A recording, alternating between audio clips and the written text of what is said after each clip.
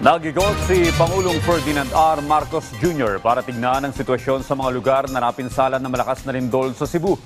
Una niyang pinuntahan ang mga hilera ng gumuhong bahay sa Bogo City na ikinasuwi ng 10 katao. Kinamusta rin ng Pangulo ang mga residente roon at inalamang kanilang mga pangangailangan. Ininspeksyon din niya ang mga simbahan at paaralan na nagtamo ng mga bitak dahil sa lakas ng pagyanig.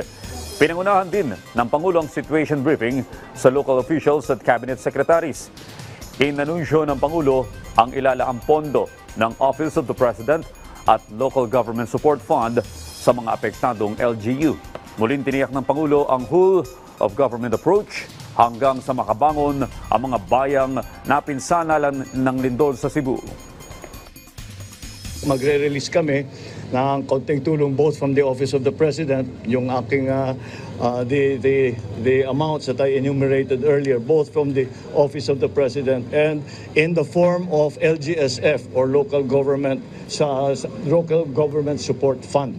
I assured all of our local executives that this is not, hindi ito minsanan lang.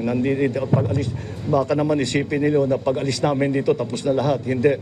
We will continue to monitor, we will continue to coordinate with the leaders, the local leadership to make sure that maganda ang takbo ng ating rehabilitation and all the support na binibigay natin.